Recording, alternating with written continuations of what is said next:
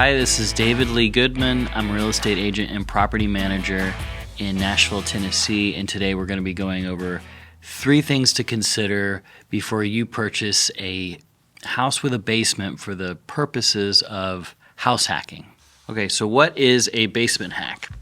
A basement hack in Tennessee is using space within your home to rent out to a tenant for the purposes of making more money or supplementing your mortgage. It's a type of house hack, and we're really able to do that here in Nashville because in the 60s we had a lot of ranches that were built, and a ton of them have these finished basements or unfinished basements that we can use to implement this strategy.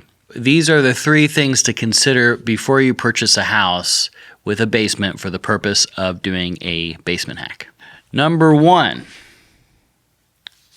are there necessary windows, and is there a necessary door to go in and out of as a separate entrance for your tenant? This is something that you really have to consider because not every basement is going to have windows already in place. They're going to be underground, and for our codes, we have to make sure that we have windows so that there's the necessary egress. So if you're going to have a bedroom downstairs, there needs to be a window. So if there's a fire, somebody can get out. There are plenty of situations where the listing agent on a home that you're considering will say there's a lot of bedrooms in this house, and they've already finished out some rooms. But you have to look a little bit closer to see if that's actually the case. For example, I've got a listing here pulled up to look at for a client that is considering buying a house that has basement space so that he can rent out 2 different units, basically. Kind of like a house hack, but just as an investor. So this home is listed in 2 ways. It's out in Antioch, and it has the basement. It's listed as a 3-unit triplex and as a single-family home, right? So it can't be both of those. So we should check into that. So right here it says it's a duplex. If you look at the tax record, it says it is a single-family home. So the listing agent is calling it a duplex. It does not mean it is a duplex. So if you look into the property a little bit further, you can see it's got the basement. This looks like it was probably more like 70s rather than 60s, 73. So looking into it though, this is the part that I would look into, is just going all the way around the house. So I would be looking for a window that's down here because that's likely where a bedroom's going to be. So there is not a window there. And then I'm looking at the rest of the basement. We have 2 garage doors, and then we have a separate entrance. So that is cool. There is a separate entrance that can be used, but there are no windows down here, so it is a cave. So not great for a basement hack. Now, we do have 2 garage doors, and those can be refinished to add windows to the space, but that would be extra money that you have to pull into it. So far, not looking good for this particular property. This doesn't really look to be set up well for a triplex. I don't know where they're getting the tri or where the 3rd unit is actually at. So here's a bedroom that has 0 windows, so not very safe, and if codes were called, this would not be good. So I would say this is not a great option. There's other options with basements that have windows that would be utilized better, but this one probably is not. So that's an example of one that doesn't work. So let's find an example of a basement hack that would work. So you can start off by just going to my website, dlgoodmanproperties.com, hover over investor, and hit house hacking. We have a quick little video on what that is, and then we're going to click search properties. So just looking at a few options. This is also in Antioch. This looks to be a 70s house as well.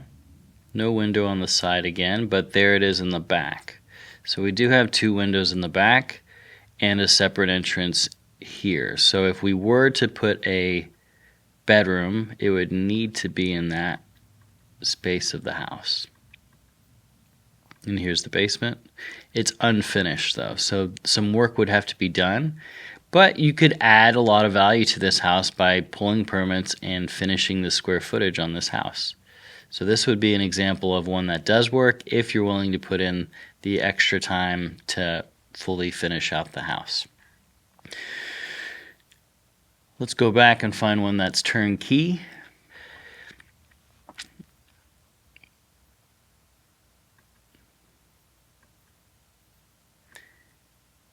And this is the basement apartment. So this has already been done and being rented out. All the windows have been put in professionally. The back door is there. All right, here's an example of a bedroom. They said this was a 2-2 in the downstairs. This is not a bedroom. There's no window. However, a tenant can use this room for whatever they want, but I wouldn't call it a bedroom. Maybe it's an office. How about that? And there's the bedroom. Okay, so this is a great example of a professionally done basement apartment that they've done a great job getting this one ready.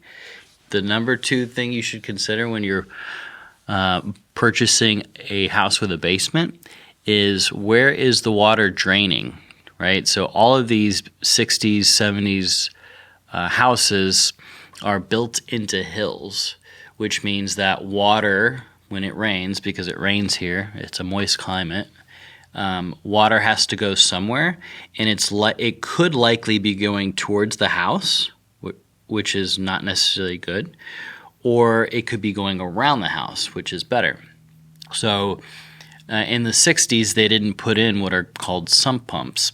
They're pumps under the ground that collect water and send it somewhere else, which is something that you should consider if you are purchasing a home where you're finishing out the living space in the basement, because you don't want to run into issues later on and getting calls from your tenant that there's water protruding into my living room, right? After looking at this one in person, there was significant detail made to try to make sure that water is going away from the basement.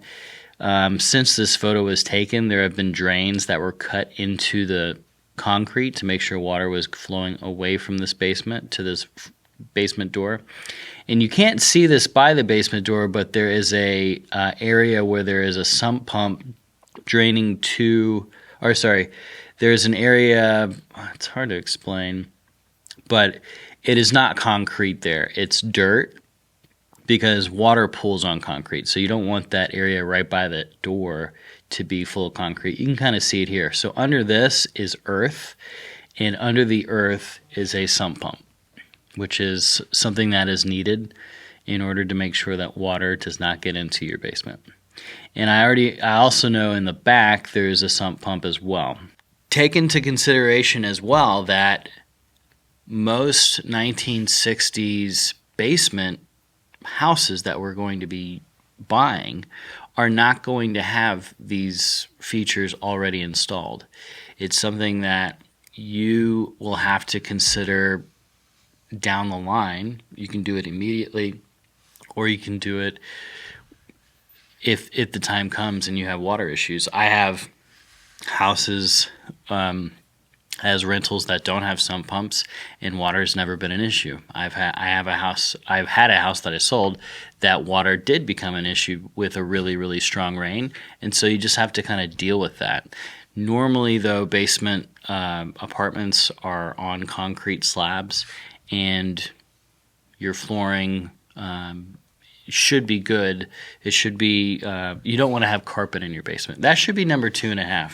Don't have carpet in your basement. Number 3, are there foundation issues? So a lot of times with any house, there can be cracking or there can be signs of settling. It's really important to use a inspector that you trust that can give you an idea if there could be possible structural issues. This is more important when you have a house that is on a hill and in the backside has extra space above, you can see cracking, and you normally see foundation issues in basements. So make sure you work with an inspector that is able to see those signs and can tell you if you have an issue or if these are normal cracks and you don't have an issue, right? So a lot of times inspectors will say, go to see a structural engineer. They might tell you that no matter what. However, work with someone who's got experience with this, and they can kind of give you a feel on whether or not a structural engineer is really important to get, or if this likely, is not an issue at this time. I hope you found that information helpful. If you need to reach out, you can go to the website, dlgoodmanproperties.com, or shoot me an email at david@dlgoodmanproperties.com. Thanks for watching.